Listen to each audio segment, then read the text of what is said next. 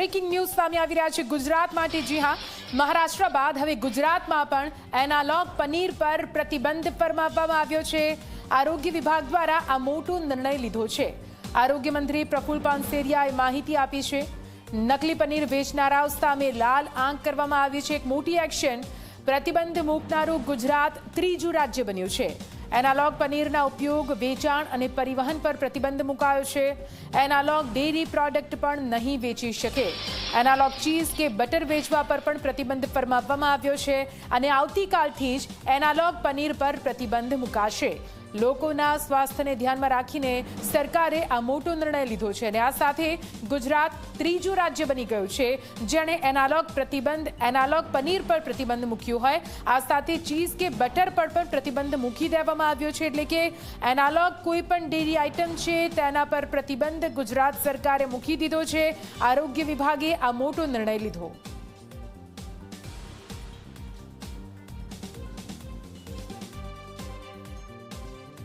ભારતીય જનતા પાર્ટીની સરકારમાં લોકપ્રિય મુખ્યમંત્રી ભૂપેન્દ્રભાઈ પટેલ સાહેબના માર્ગદર્શન અને યુવા નાયબ મુખ્યમંત્રી આદરણીય હર્ષભાઈ સંઘવીના માર્ગદર્શન સાથે ગુજરાતમાં પણ કાલેથી એનાલોગ પનીર પર, એનાલોગ ચીઝ અને બટર પર વેચાણ કરવું, પ્રોડક્શન કરવું, પરિવહન કરવું સંપૂર્ણપણે પ્રતિબંધ લાગી દેવામાં આવ્યો છે।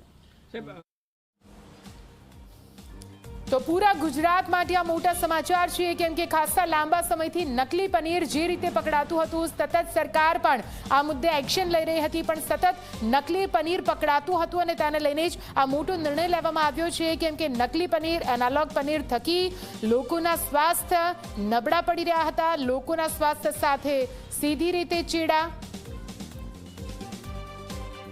ત્યારે તેની વચ્ચે એનાલોગ પનીર આખરે કેટલું જોખમી છે આપને બતાવીએ। આ પનીર શરીરમાં વધારે છે કોલેસ્ટ્રોલનું પ્રમાણ અને એટલા માટે જ આ મોટું એક જોખમ તમામ લોકો માટે। એનાલોગ પનીરથી હૃદયરોગનું જોખમ પણ ઊભું થઈ શકે છે જો એનાલોગ પનીર વધારે પ્રમાણમાં કન્ઝ્યુમ કરવામાં આવે છે તો અહીં હાર્ટ એટેકનો ખતરો પણ રહી શકે છે।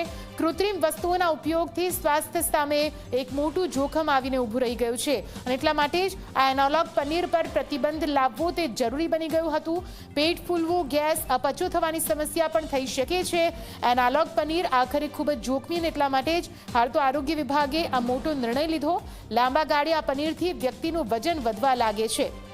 એટલે આપ જુઓ, જે શુદ્ધ મિલ્ક એટલે કે દૂધમાંથી બનેલું પનીર અને સાથે analogue paneer, blood pressure, diabetes જેવી બીમારીઓ એનાલોગ પનીરના કારણે થઈ શકે છે અને જો સતત એનાલોગ પનીર ખાવામાં આવે તો તેમાંથી વિટામિન કે પ્રોટીન નથી મળતું, પણ મોટા પ્રમાણમાં કોલેસ્ટ્રોલનો જથ્થો આપણા શરીરમાં વધે છે અને એટલા માટે જ એનાલોગ પનીર પર પ્રતિબંધ ફરમાવી દેવામાં આવ્યો છે। આવતીકાલથી જ ગુજરાતમાં એનાલોગ પનીર નહીં વેચી શકાય।